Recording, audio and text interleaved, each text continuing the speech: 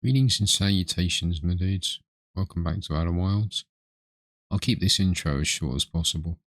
Due to a technical cock up of human error, me being the human who made the error, the last couple of episodes has been a problem with the mic audio. I did explain it all in a community post, but you know, if anybody missed that, basically I got really excited because I got myself a new rig. So I really wanted to record on it, and I typically bulk record, so I tend to record most of my stuff in one day. Now, usually I do a test, do a test recording about 5 minutes or so, make sure everything's working. I was excited, and I didn't this time. Partway through recording Monday's episode, I realized, hey, I didn't split my audio tracks, because usually I split them so that if I have to add gain or remove gain from either the video or myself, I can do that independently. But yeah, partway through Monday's episode, it suddenly hit me. I'd never set up to split the tracks. So stupidly, I stopped recording and I split the tracks. Then I started recording again. This is where we end up with the problem of no sound for me, because I then made the schoolboy error. I forgot to set up OBS to record on multiple tracks. So OBS was just recording on track number 1. My audio, my mic audio was going to track number 2. Just disappearing off into space. So that's what happened there. Hopefully I've resolved that issue. I just want to... That's basically that out of the way. So this is my apology to you, my dude. So I am sorry for my technical error. Now, to unpack my thoughts on the end of the last episode, the quantum moon was a very fun puzzle. It was interesting. I worked it out in the end. The reason it was working with the door shut and the light off is because then obviously I couldn't see the building, so the building was moving. Yeah, I know. It took me a while to figure that one out. You got a small portion of what I went through to try and figure that out. But yeah, I did not expect there to be a living Nomai on the moon. So that was a big surprise. I didn't expect it to. I figured at some point I would encounter a living Nomai. I figured it was going to be Daz, because I'm fairly sure, now I could be wrong here, feel free to correct me. I'm fairly sure I saw that when we did the statue thing, Daz bonded with the statue, so theoretically Daz should be recorded the same way that our character's recorded, the same way that Garbo's recorded, Grabo, whatever his name is. But no, it was Solanum. And they're still alive. And we read so much about Solanum, like, how they were on the shuttle, and it was a big shock that they're still alive. And the way they communicate with these little discs, they just make them in the rocks, and then you can pick them up, put them on the pedestal, and it asks the question. And she's able to just project her words in a spiral. And it makes me wonder, is that how they communicated with each other all the time via writing? Because we've seen those little, they're all carrying the staffs with like the tablets on the staff, on. And I've seen many skeletons that are either next to those or have them in their hands. And it just made me wonder, is that how they communicate in general? Sorry, I'm a little bit distracted there. I don't usually have like a large camera setup, so I'm a bit shy. So I went for a space-themed background there. I quite like the background, to be fair. I think that's really cool. But yeah, the way they communicate is... The sad thing was, and she said it herself, I think Solanum's a girl. If I'm wrong, feel free to correct me, but I am sorry. But yeah, it's really sad because Solanum specifically said to us that they cannot understand our speech. You know? The only way they could understand us was with the little discs in the rock that were made. And that was really sad. And what happened at the end there was talked about a conscious being entering the eye, which I think is where we're going. I think this is how we escape the loop. I'm foreseeing two possibilities. I think Dark Bramble is conscious. I think it is possibly an evil entity.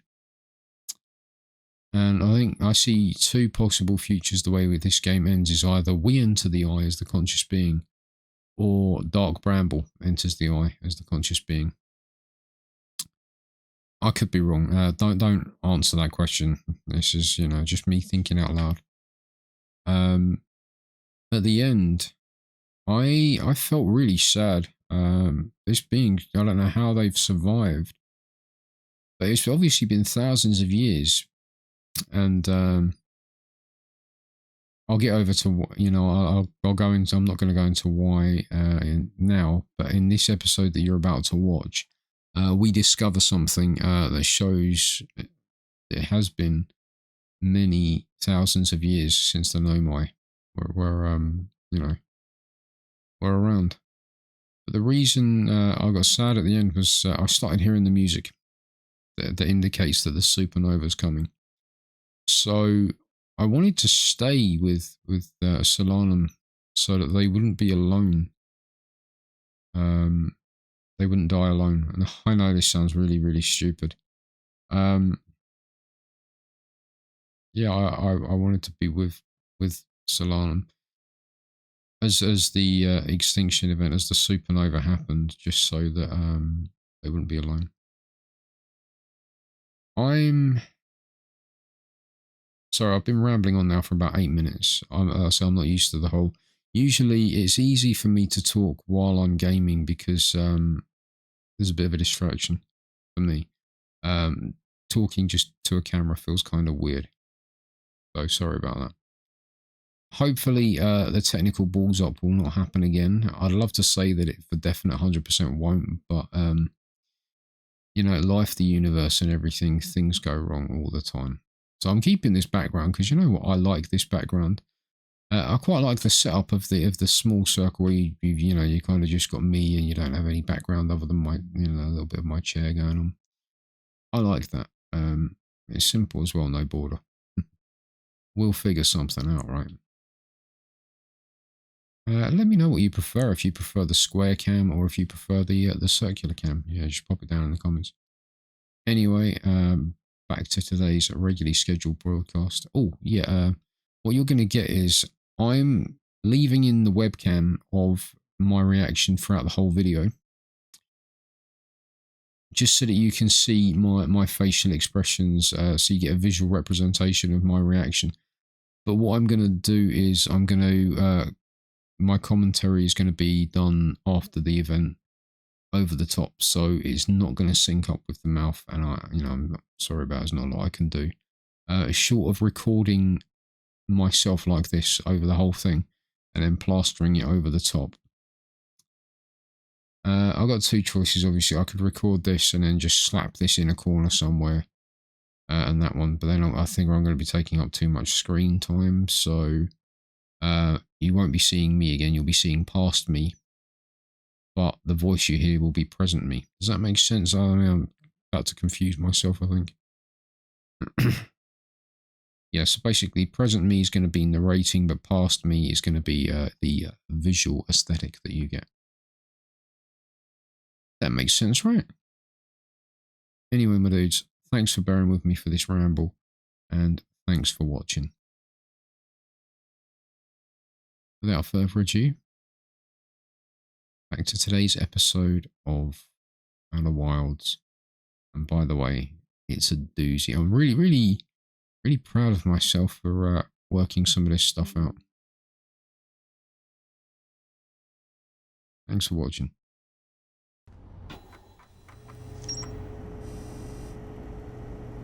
Greetings and salutations, my dudes.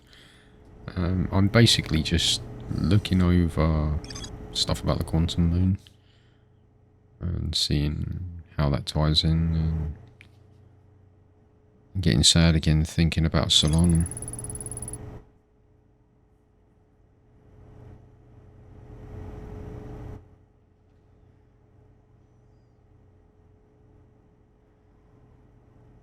So all you've got is me rereading the entries.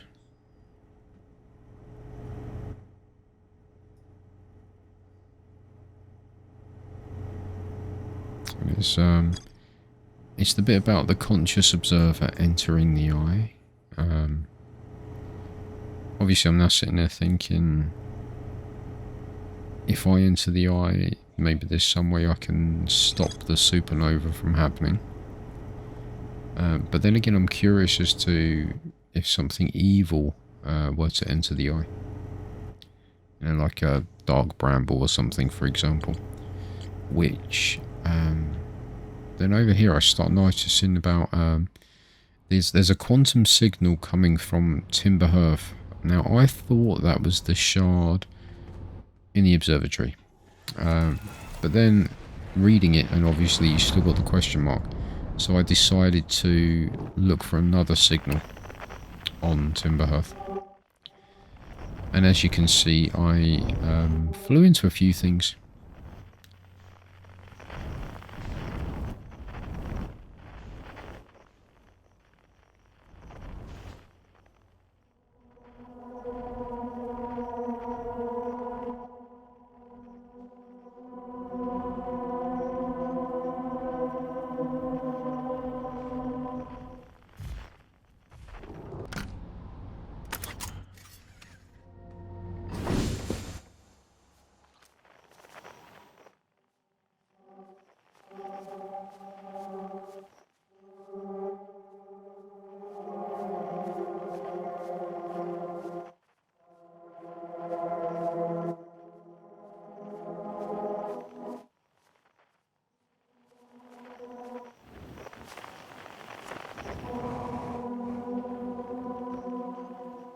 Here we find the Ancient Grove, or Dark Grove, whatever it's called.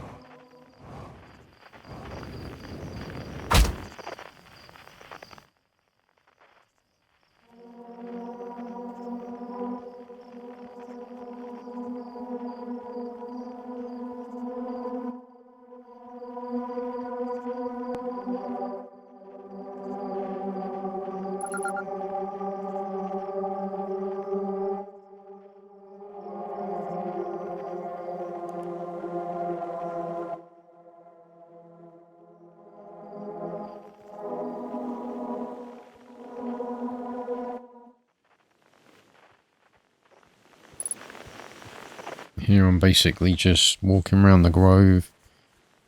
This poem is interesting to me. I actually wrote it down. But I'm doing this standard thing of looking at stuff, looking away, noticing it move around, which is, you know, the quantum behavior. And I basically just have a little bit of an exploration and then remark about the fact that you get so excited when they give you a rocket ship and say, go explore. You kind of forget to explore the planet that you storm. And it's not that you're in a hurry to leave, it's just you've got the, what is it he called it in Futurama? The captain's itch. The itch for adventure. So you just want to get in that rocket ship and just Junior Birdman the hell away. And see what you can find. See what the universe has for you. And I mean, it's kind of like, well, you do, don't you? It's when as you grow older, you're given more freedom. You can go further afield. You know, your parents say, okay, so you don't just stay in the garden. You can go outside and play. Or you can go further to play. You can go to the park that's like a mile away. And you completely forget about anything exciting or fun that could be close to home. So that's kind of what happened with me. We're looking at this tree. I think it's Church Research or something.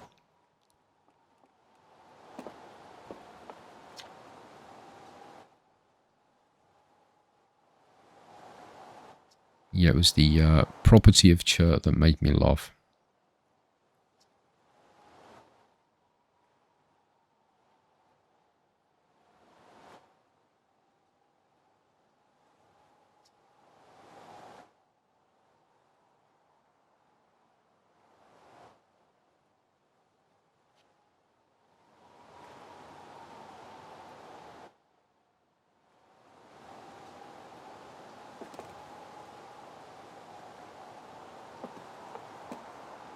And here I just want to go back down into the grove, have a little bit of a look around, a little bit of a nose, see if I can find anything.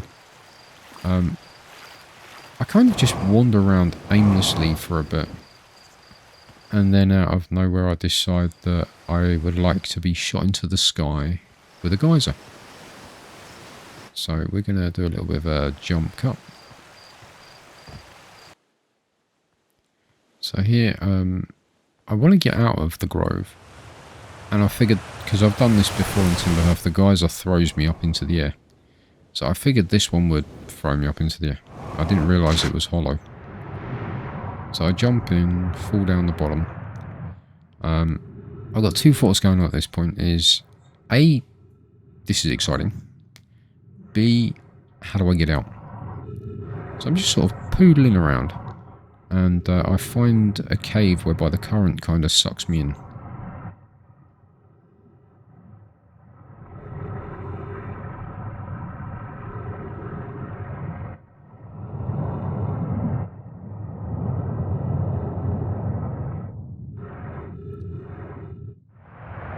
Here we discover some old Know My text. This is where we find interesting bits about us, our species.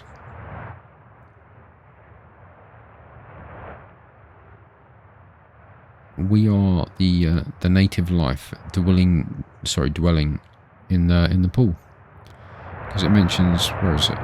In a moment it mentions about having 4 eyes.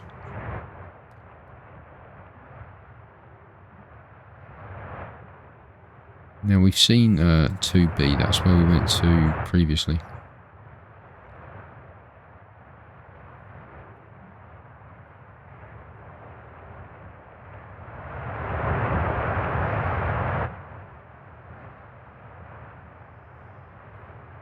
That's interesting, because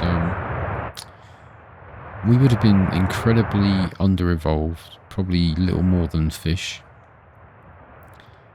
But the Nomai were so concerned about us and the future of our evolution that they moved their whole operation so that it would have minimal impact on our species, which I think is remarkable foresight and care on their part.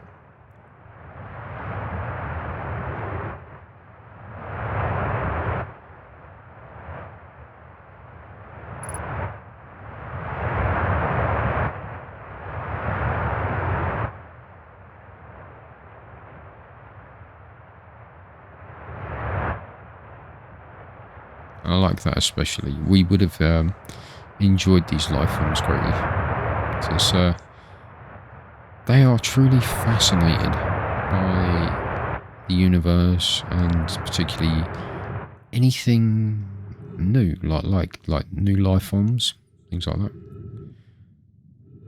And that was me remarking that you've got the Nomai in their spacesuits, and the little blobby fishy things are basically Hearthians. Now I'm just trying to figure out how to get back out.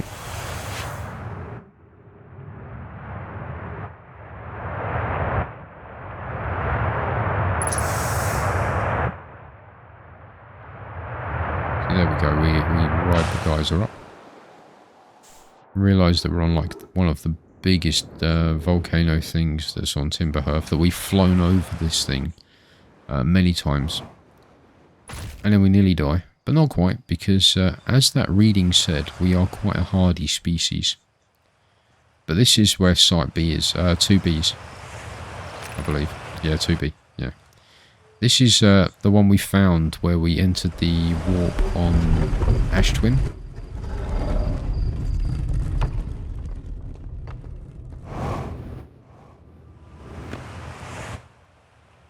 So that's me getting all excited. It's like, ooh, bugger me, I've been here before. But then all this this talk of timber hearth, it you know, it gets me thinking.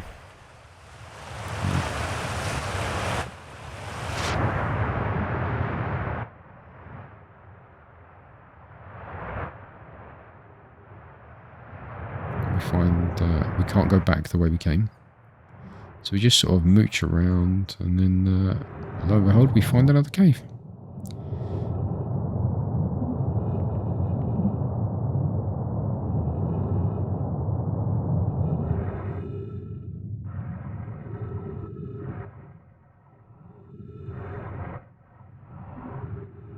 This is where it's interesting, because we find what is essentially Hearthian debris, like our old bottles of, I'm going to say hooch, it could be anything, crates, barrels. I believe there's a tin of marshmallows. Yeah, there is. Unopened. Just a tin of marshmallows. Scrap of paper, you know. A couple of oxygen canisters. Sorry, fuel canisters. Yeah, fuel canisters.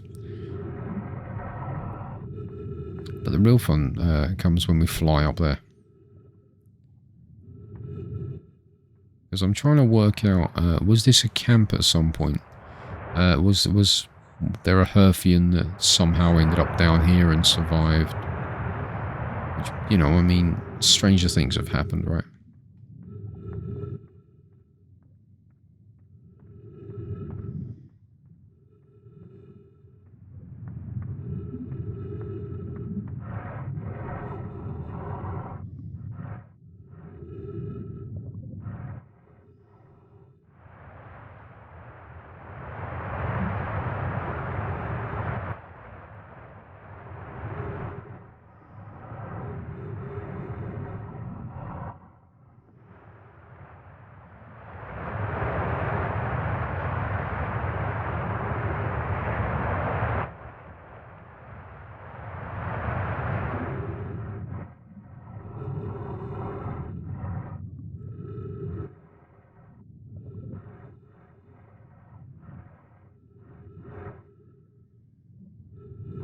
Or eventually I'll find my way back upside.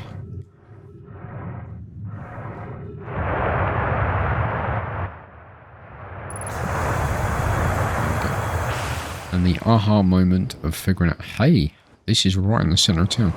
This is why you've got all the rubbish, should we say, of Hearthians just down there, because it's obviously gone into the geyser at some point and sunk to the bottom.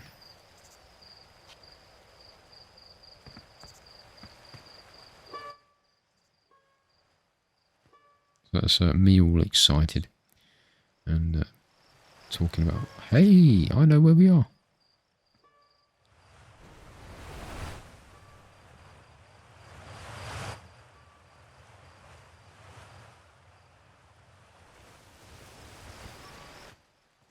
And I want to go back to the observatory and see if I can talk to Hornfels about what's happened.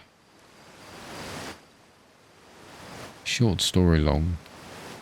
I can't talk to him. All he says is the same thing, is, bugger me, this statue has its eyes open. It never opened in all these years, and blah blah blah blah blah blah blah blah blah. So we're going to cut back to the next portion of the adventure.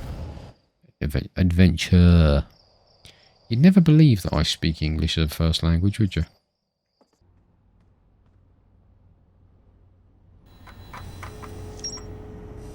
Okay, so we're just checking out what we've discovered. Yep, strange rock and a poem.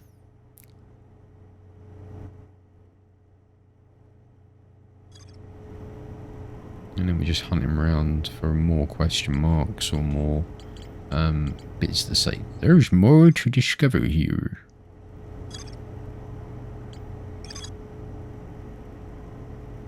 Yes, that's me sitting there thinking, we have to get back to Ash Twin.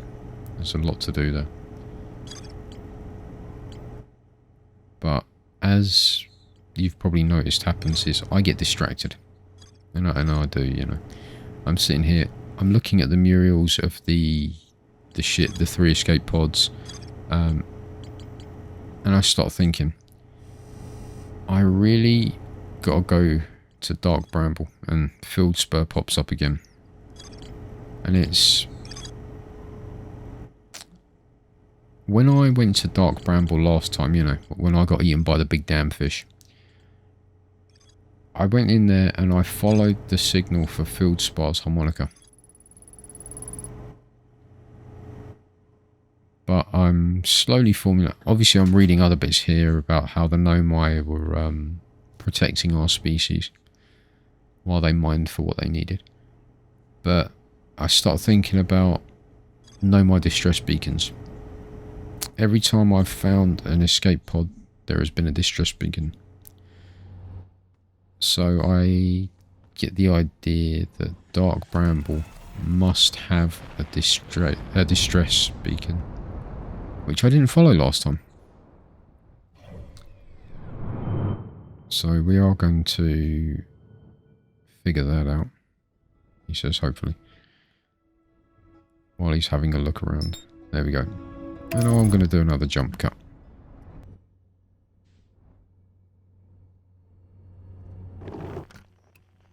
Here we are, just entering Dark Bramble.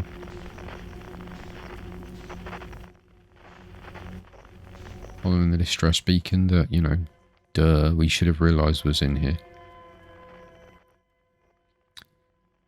And I start coming up with the idea was, I don't know if this is true or not, but this is like my hypothesis. I don't think the anglerfish can come too near the bramble, because you've got these sharp spines everywhere, and the anglerfish are A, blind, and B, pretty big.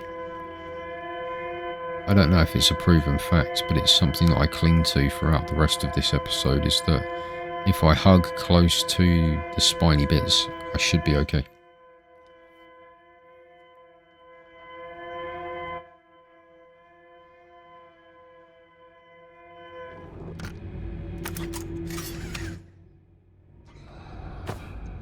There I realised, hey, I'm not wearing a spacesuit, so in the event that I crash, like I did last time, I'm going to be in trouble.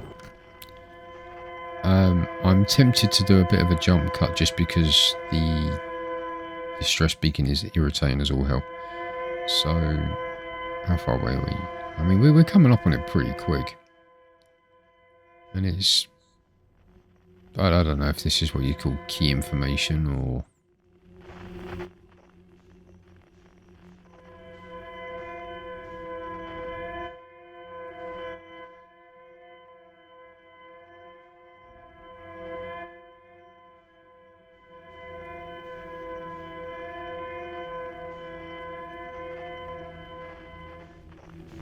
I'm tempted to just keep talking. Sorry if I say the word a lot. I don't usually commentate this way, and it feels very strange to me. I'm actually feeling very self-conscious. But the red ones are interesting. I don't know what they are. And I start noticing that when I went looking for Fieldspur, it was a very different environment. This looks very different from where we went. And then I come to the conclusion, obviously, that there are multiple warping points.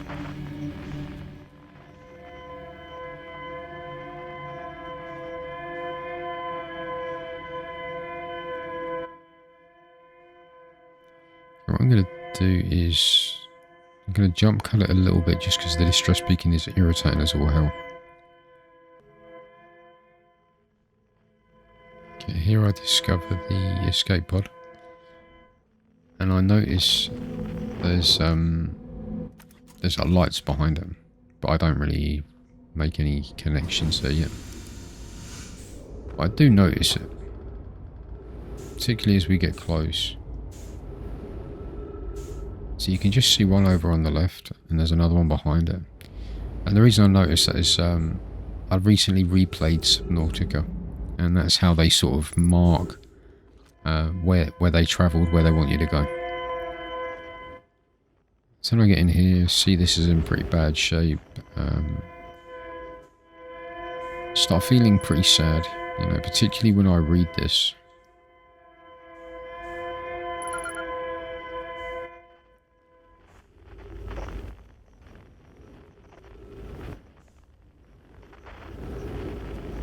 Again, the usual problems of flying with 0G for me.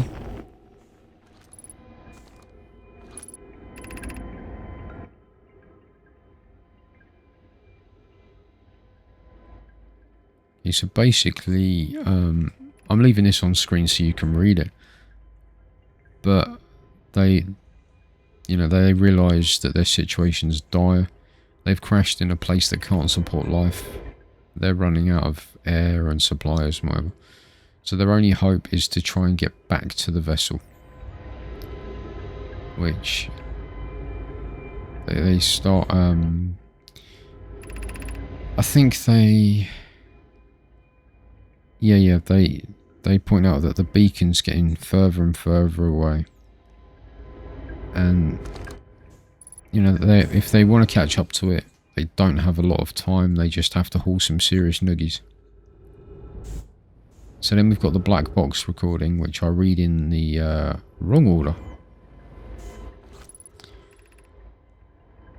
But yeah, it just says, again, it says mortally injured when talking about a craft. And it's got me wondering if they consider their spacecraft alive.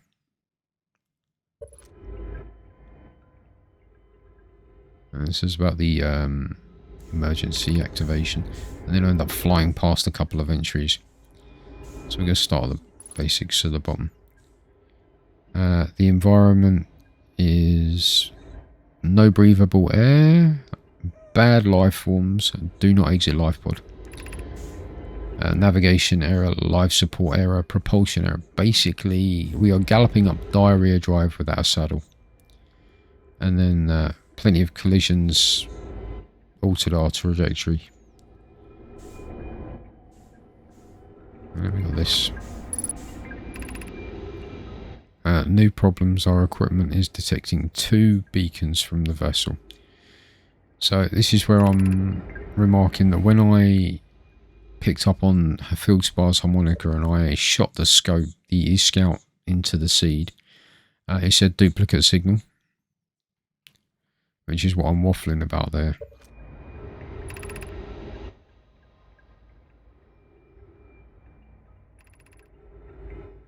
I'm nearly out of time, so they've just got to pick whatever's closest and go for it. So there you go. Follow who's the beacon, who's nearest to us. And it's, well, what if it's the wrong one? And then it's, well, we haven't got an option because we haven't got the fuel or the time to get to the other one. So it's kind of, you just got to load all your eggs in one basket and go for it. It's really sad, actually. It's... Can you imagine being in this situation where you kind of damned if you do and you're damned if you don't. You have to try to survive because that's what we do. That's built into like every bit of our DNA. It's survival. So you have to try, even though the only options you have are bad.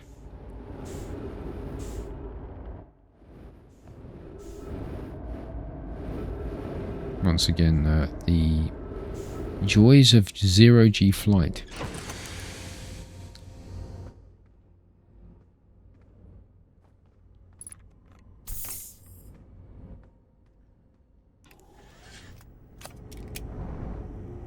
So what I'm doing is, because it mentions about the lights, they said that they were going to leave lights to mark the way. So that's what I'm following, is these little lights.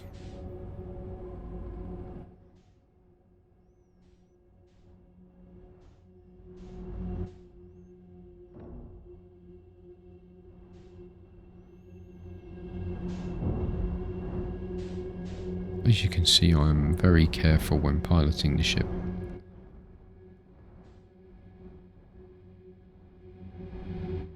But once again, I'm remarking that there's a lack of anglerfish. Even though the black box specifically pointed out that they had been attacked by anglerfish again and again. Not the black box, one of the recordings. Now this is horrible. All those things floating around, I actually noticed them. And then when you get closer, you realise what they are. And they're the corpses of the Nomai. And it's tragic because they spent the last of their resources following this signal, trying to get back to vessel, only to discover a bramble seed that's too small for them to get through. Kind of like on Timberhearth. And they just floated out here and died. It's horrible. And yeah, I'm actually watching myself leaning the chair as I'm trying to steer myself. I'm so sorry for that.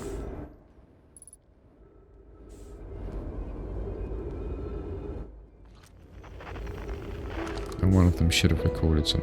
And you've got this sad music to go with it. Okay, to any who come searching for us, we've followed one of 2 beacons for the vessel to this place, but now we can go no further. It's almost too faint to hear now, but the vessel's beacon is still faintly emitting from within this thorny seed, yet the opening is too small for even a single Nomai to fit through, so our escape pod couldn't have flown through here. I don't understand how this could be possible, but this gruesome place seems able to manipulate space itself. It's quite tragic, really. To be so close to the location of the vessel and still so far is difficult. Worse, the vessel's beacon is dying. Soon we will be unable to hear it. There is nothing we can do now, but try to perhaps find a way inside, or at least attempt to comprehend why this happened. My dearest hope is that the other escape pods were able to reach relative safely. So, you know, this is horrible. This is heartbreaking. Can you imagine that the hope is dangling in front of you? You're going to expend everything you've got going for it, only to find that you are following a false lead. And it's quite emotional. Obviously, commentating after the fact, you can't hear the emotion that was affecting me, but it was quite horrible. I mean, I know my ugly face doesn't really show it, but it was quite an emotional part. I didn't expect to see, I mean, I've seen dead Nomai before, but I didn't expect so many of them, and then to read something like that. So okay, so what I've figured out is the signal, the beacon, whatever, was coming from this, which is what I'm looking for there. So the only thing I can do is launch a scout into it, and then just follow the scout.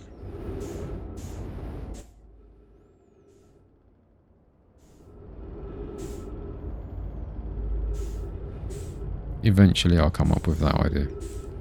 While I'm sitting here floating around.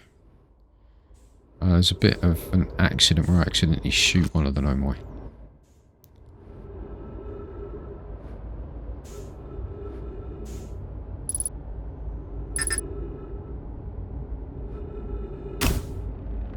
There we go.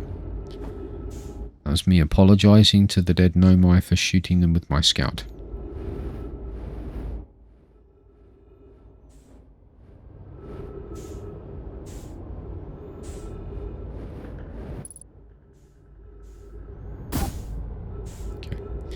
So I've just noticed I've got another 2 signals, one on the left, one on the top.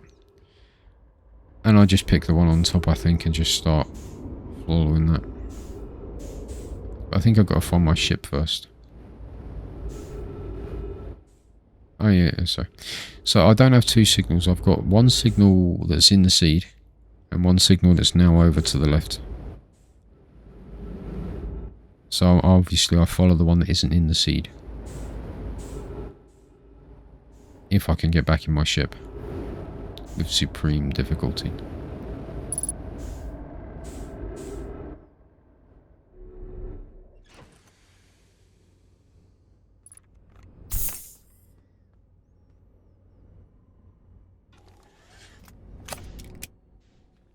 It's quite a fascinating idea, isn't it?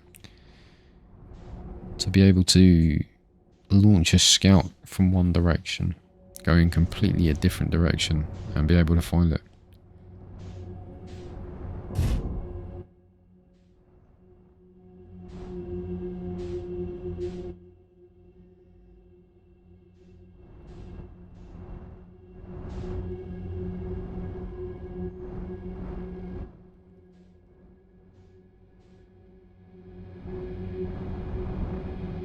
So here I am seeing the number of lights and thinking there must be a lot of anglerfish in here. I actually get really lucky on this flight. Yeah, so I encounter a couple of them. At some point I'll come up with the idea I'm going to unbuckle, let the ship just do its thing. Then when I hear them, because they make a sound before they come to attack, I was going to launch myself out the escape pod.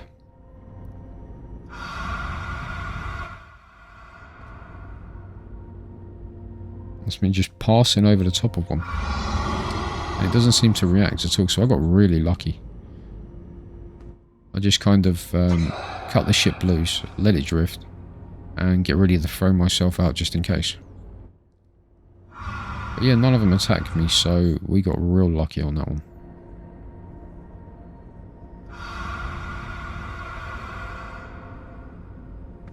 And then we keep drifting for a bit and basically wait until we think we're clear, and then we very lightly hit the boosters. The noises are horrific.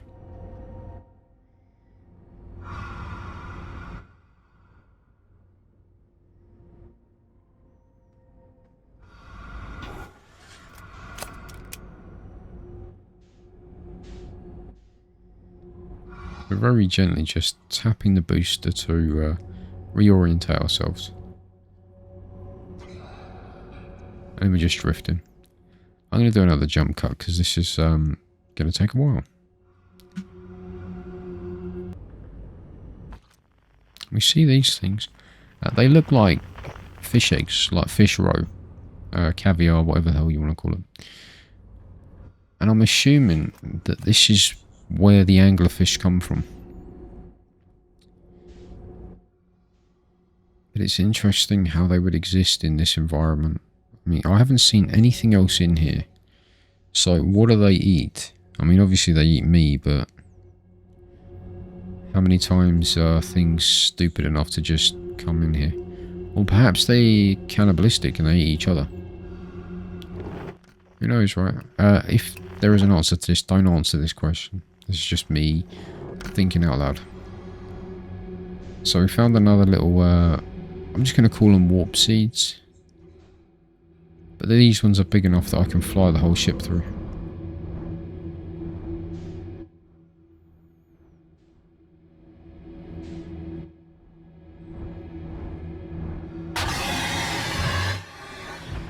And yeah, that sound scared the hell out of me. Because I'm sitting there thinking, it sounds like there's one right behind me. So we just pull some serious noogies.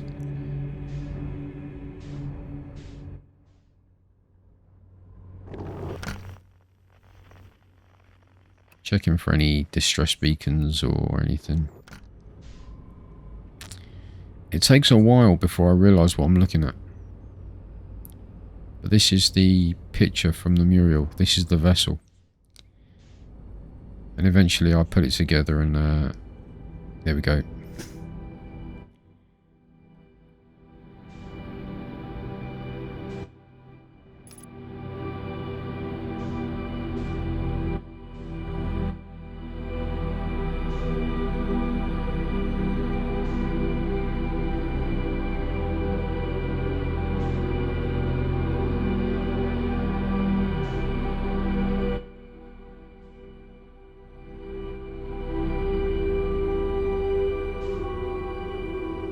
Remark that the music is very sad still, very somber. And obviously I have to go have a look.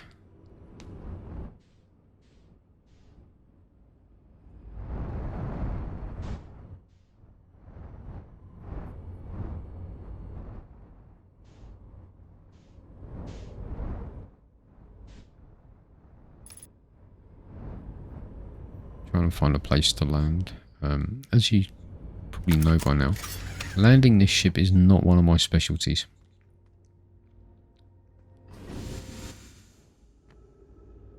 So we drop out, have our usual 0G problems. Aim for the biggest hole we can find.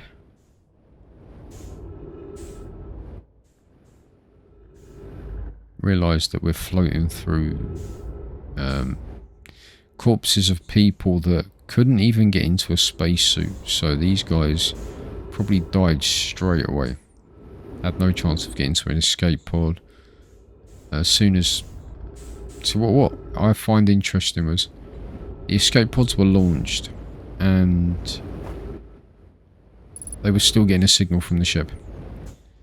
So either everybody in here died straight off, except those that got to the escape pods, or there were people still alive on here while the escape pods were jettisoned, which is even worse because we left them behind.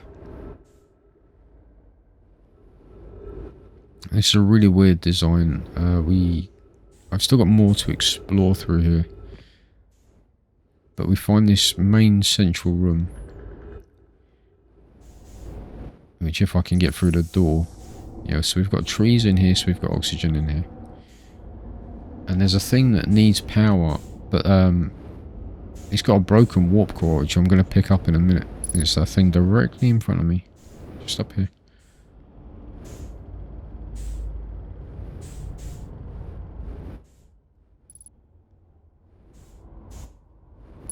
It actually prompts me to pick it up in a sec. Yeah, pick up warp core. But it's broken, look at it. You can see there's no energy in there. The bit on the left is broken. So obviously I'll start playing around with this, seeing if I can power anything. I can hear the music that tells me the supernova's about to go off. So I'm just racing around, seeing if I can find anything to hold on to while the music's playing. And I know I've literally got probably less than a minute left. Then I'll find this weird thing, and it looks like I can draw with it, like if you ever played Etch-a-Sketch when you were a kid, kind of a thing like that.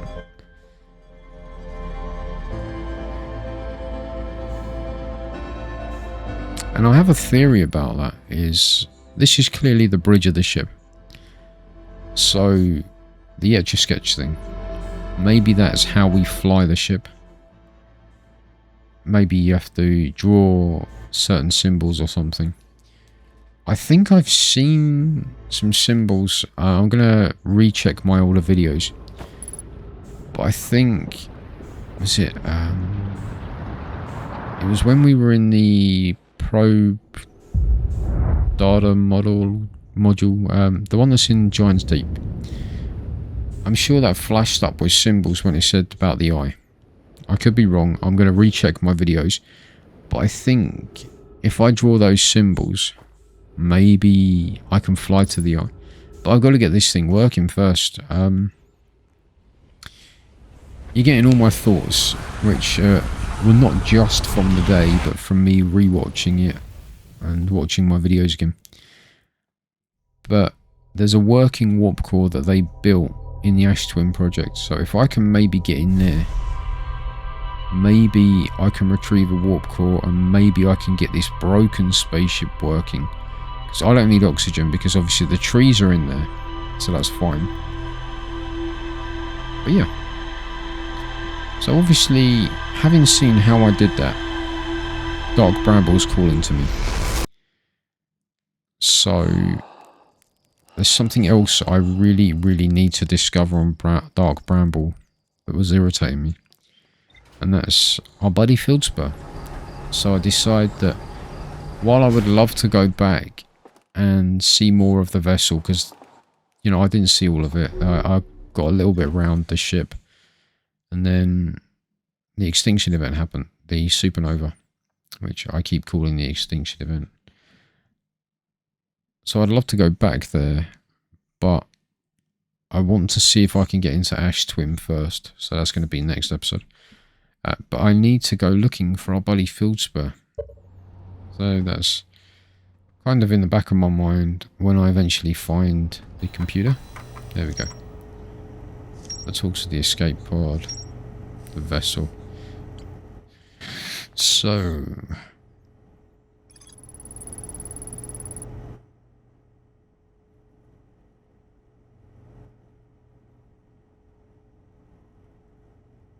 it's talking about the 2 signals of the beacon.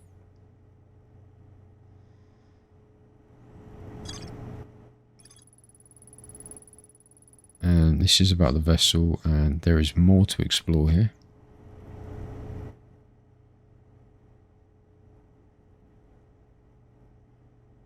Actually, that was about the escape pod 3, so there's obviously something I missed there. So we're going to have to go back there.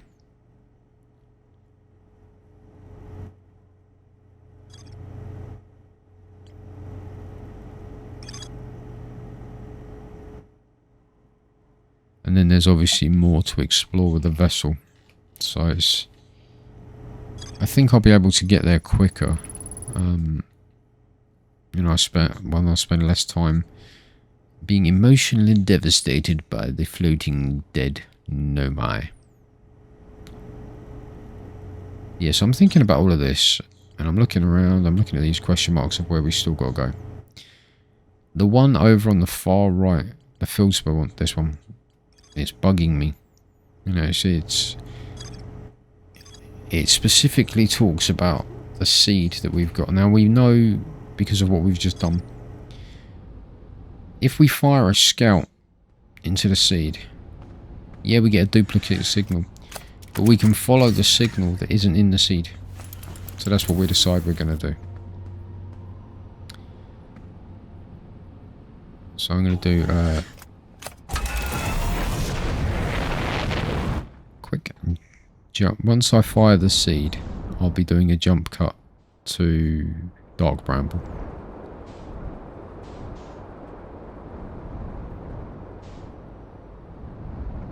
See if we can do this without landing on what's his face.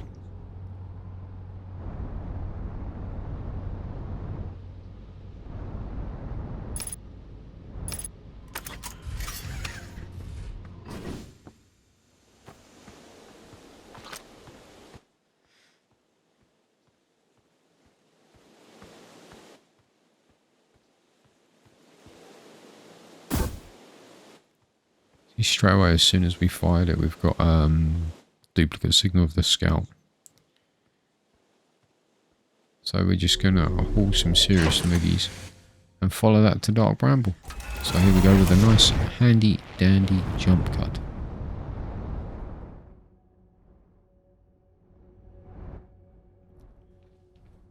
Here we are floating through Dark Bramble again.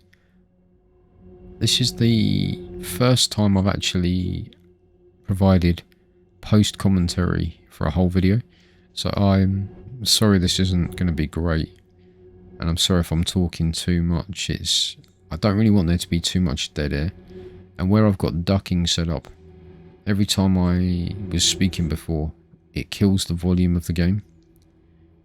So I'm trying to talk to cover up that dead air. But what we're doing is... See, I've got an interesting... Like, the first part you enter Dark Bramble, I'm not sure if there's any anglerfish, because I don't think I've seen any. I think it's only... Once you warp through one of these seeds, I think that's where... Because you see all the lights that are in there. I don't know if there's any outside that. Maybe there's like 1 or 2, but... The majority of them seem to be once you go... through the first seed, and then we're checking out his harmonica, and this is where we work out we're actually got several signals for his harmonica. So we just pick the one in the middle.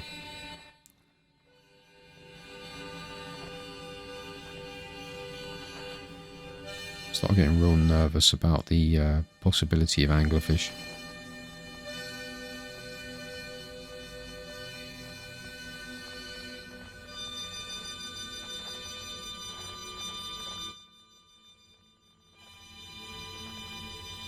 I know it's like 400 meters, but I'm not going to do a jump cut. If you wish to skip ahead in the video, just skip ahead. But it's difficult to convey. If you haven't played the game, it's difficult to convey, but if you have played the game, you'll know exactly what I mean when I talk about the atmosphere of this place. And just, I can't see any anglerfish. I'm just floating through the fog, as it were. But I'm on the edge of my seat. It's constantly in the back of my mind. There's possibly anglerfish around. It's almost, I imagine, if you've ever seen Jaws, kind of how they felt, I would imagine, when they're out in the middle of nowhere, and you know that somewhere in this big ocean, circling around your ship, is a monster fish. So we worked out that the middle one's a bust, so I just head over to the left. It's stupid. Typically, if I don't know where to go, I pick the left side. Mainly, there was a film years ago, starring Rutger Hauer and Matthew Broderick and Michelle Pfeiffer. It's called Lady Hawk. And they're in this like dilapidated fortress, and there's a mad, crazy monk that lives there. And the fortress is in disrepair, and he's trying to tell them that when you want to walk through safely, always walk on the left side, because the right side is not supported and you'll fall through. And there's a bit where they get attacked, and this knight comes running through, and the priest yells after him, "Remember?" And he waits until he falls through the right hand side, and then he shouts out, "Walk on the left." So typically I pick the left if I don't know where I'm going. Anyway, this surprised me because I'm like, okay, so we've got a anglerfish skeleton. Takes a while before I notice the trees.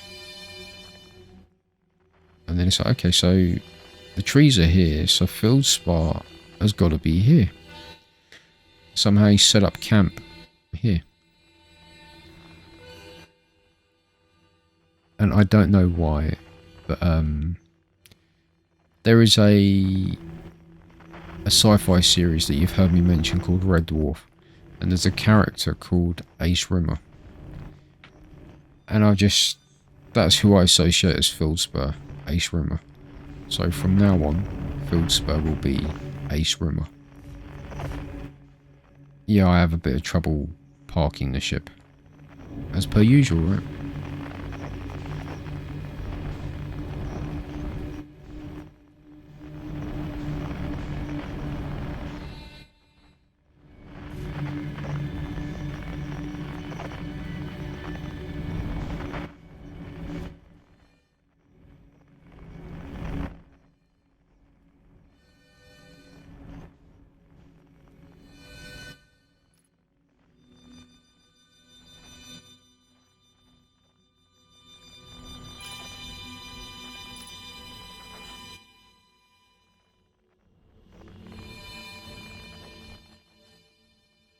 Don't worry, eventually I'll get in there.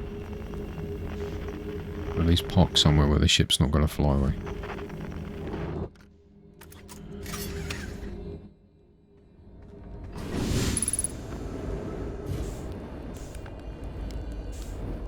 First of all, I noticed the fire. I didn't see Feldspar. There we go. That's me happy. Because we found him. Jumping around like a lunatic. I also don't know why, but I associated his voice as being like Ted from Bill and Ted. Yeah, I know. So, yeah, you missed me trying to do a Keanu Reeves impression, which is pretty funny, because I'm really bad at it. But we talked to him, we exhausted his dialogue. He mentioned that, yes, we did get down into Giant's Deep.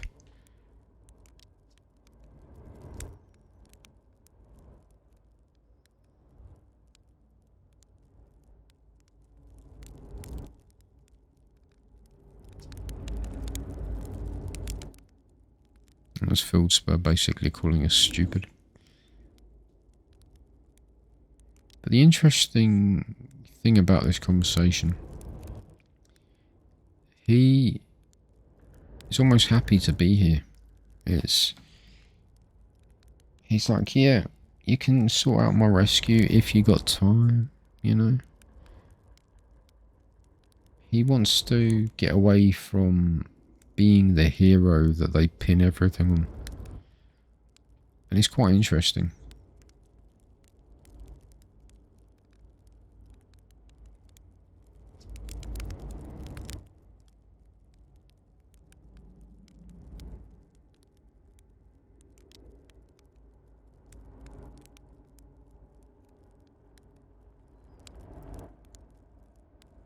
He's talking about how he escaped from an anglerfish. Got hit by the fish and basically it just killed his ship.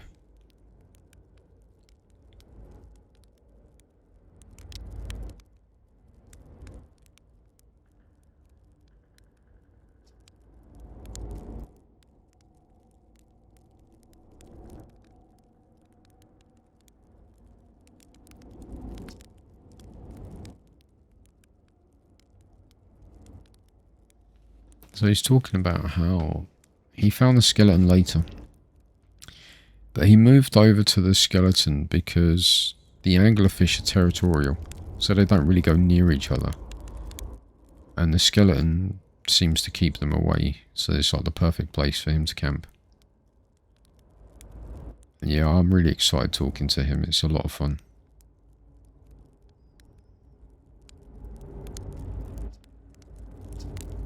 So I have to bust through his whole dialogue, you know. Even to the point where I tell him that I haven't got to the Giant's Deep Core just to see what he says about it. But I do, you know, I go through all of these options.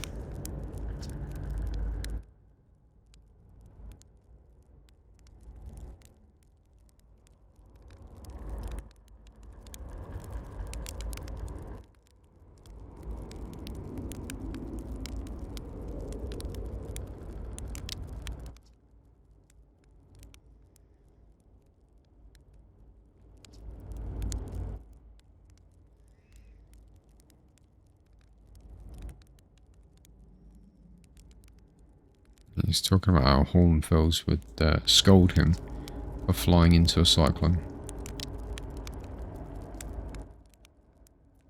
And then he points out about flying into the sun, and I can't help but remark that I've flown into the sun several times.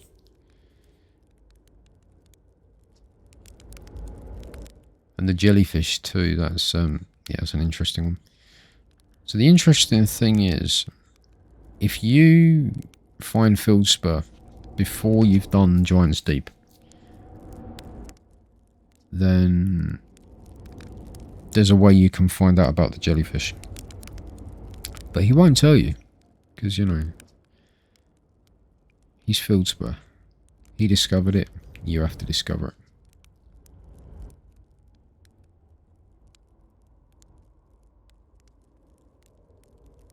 And so, yeah, so this is where we talk about those weird little egg-like things. That's the nest, the anglerfish nest. So they are anglerfish roe.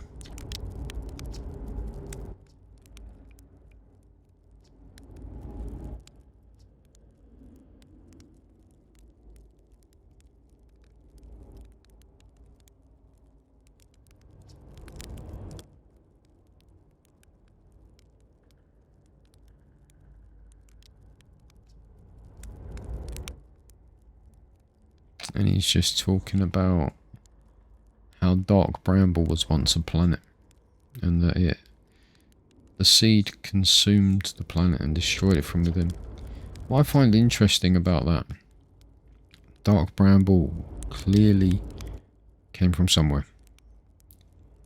So I'm thinking about the eye. The eye was sending out a signal which the Nomai picked up on. Then the Nomai comment that the eye stopped sending the signal. So I'm, you know, I said this earlier in an earlier episode, but I'm thinking the eye's out there calling out to maybe others of its kind. Dark Bramble answers the call. The eye is hiding from Dark Bramble, so it senses that Dark Bramble has arrived. it shuts up. Shuts down the signal, whatever you want to call it. But I'm thinking Dark Bramble is somewhere. And I think it sends spores into outer space. Different directions, what have you. And the spores are possibly connected. See, I'm thinking of it like, almost like a hive mind of evil. And the spores go out, they infect different planets, they eventually destroy the planet. And then they create this area that can warp space, time, what have you. And I think they can... Now, don't answer any of these questions, this is just me thinking out loud. I've read a lot of sci-fi over the years, and I'm sitting here thinking that somewhere Dark Bramble is alive, is an evil entity. Each of the Dark Bramble seeds is connected to the entity. But there we go. He's just telling us where his ship is, and if we can't get to Giant's Deep, go check out his ship. So that's what we're going to do. We're basically, although we have got to Giant's Deep, I wanted to burn through all of his dialogue.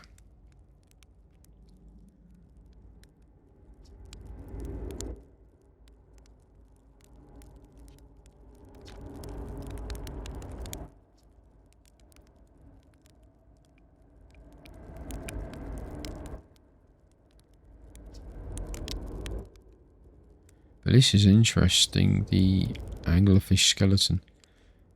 It's got a seed inside it, which is where the other signal's coming from. And basically the fish ate one of the seeds, and it grew and killed the fish. So the interesting thing about that is the fish and the seeds are not connected, they coexist but they're not connected. So the fish could be unintentional.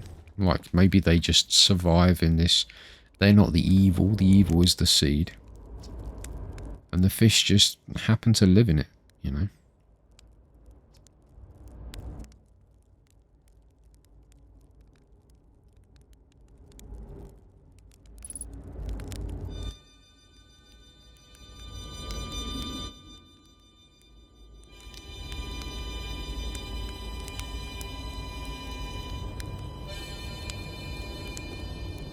So of course we've got to go exploring for his ship.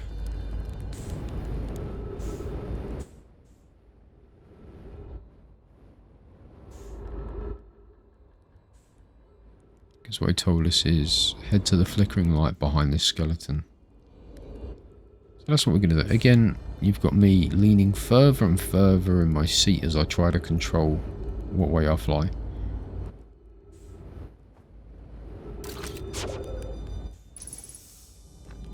And then I work out that the reason he's got gravity is because he's got the gravity crystal from his ship. And just put it here. The dude's smart, he's resourceful. He is a natural survivor.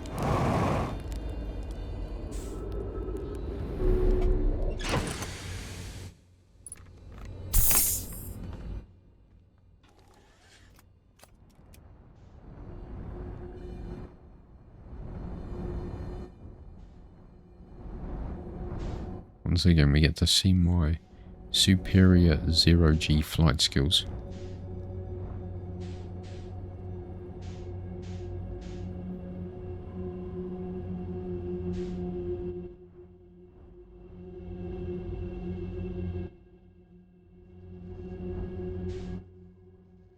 There, I can't help but point out that his ship looks in better condition than when I crashed it. So we just fly into this, following what he told us. Bear in mind, this came up when we said to him, how do you get to the middle of Giant's Deep?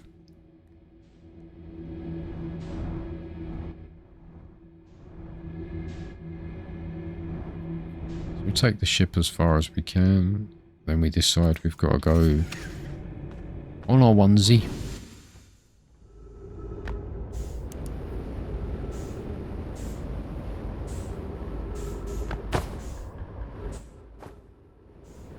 course I fly with expert precision. For another warp. And then I have increasing difficulty moving. Mainly due to my own ineptitude.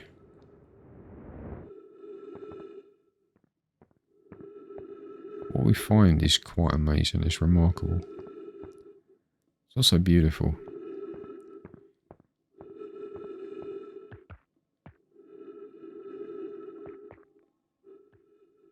See, I haven't seen it yet. I'm starting to notice there's a bit more gravity. A little bit. And then I see it. This thing's huge. This is mammoth.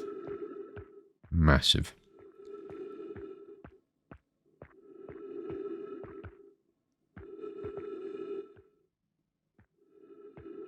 And so if you get here and you haven't discovered how to get to Giant's Deep, this is where you can discover how. I'm still trying to put it together. I'm just walking around and then I want to walk on it. See if I can, like, examine it or something. What happens is... Where are we? Any minute now.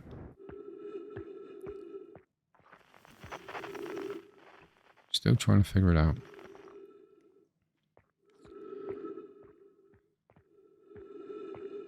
Then I just kind of step off. A little bit gently. See, I can walk on the head. And then when I try walking down the body, I kind of fall inside it. There's a handy note from Fieldspar. Basically, do not eat this, even if you are dying. It would be sad if this were the last thing you ever ate in this life. It's interesting. Useful for insulation from electricity. Again, do not eat. Love, Feldspar. Love the way he writes himself notes and says love. So, if you can't get to the middle, this is showing you that you can get inside the jellyfish and that they can insulate you against electricity. Which is interesting. And it talks about coral being at the centre of Giant's Deep. I thought that was Dark Bramble, but apparently it's coral. So, but there is definitely Dark Bramble on Giant's Deep. You've got that one little island of it.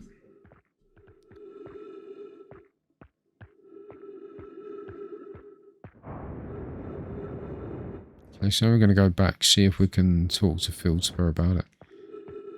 But I don't think he's got anything new for us.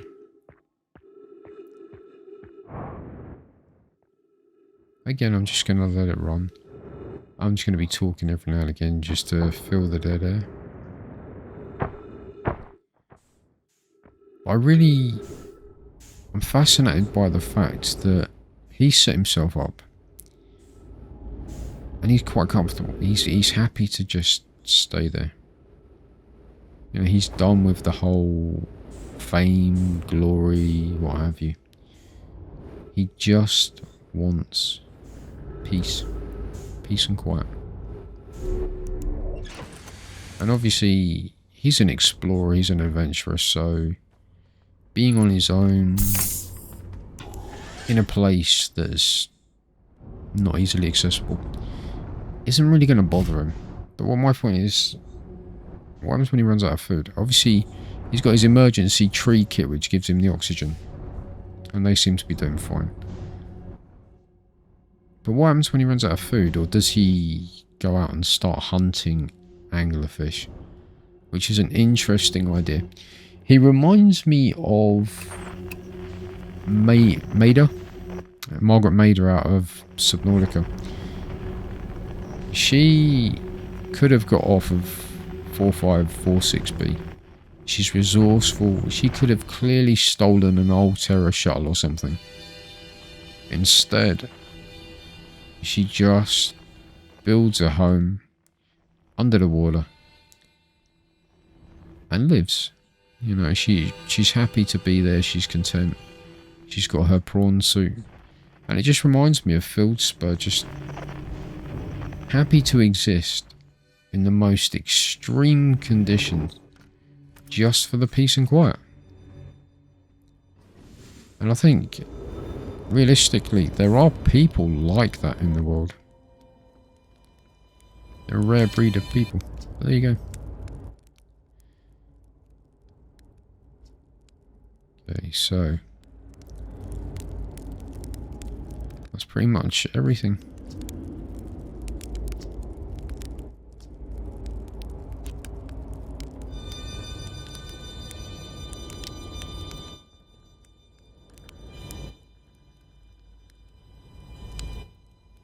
So the interesting thing is, this bramble seed, that's probably why we could hear Feldspar from Timberhearth.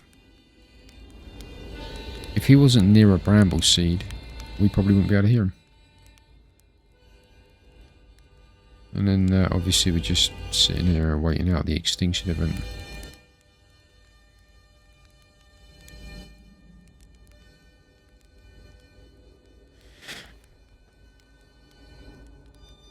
Sorry if I'm a little nasally or sniffly. Hay fever is affecting me bad this year. Is this really a thing? But what I will do is I'll take this opportunity to thank you for watching.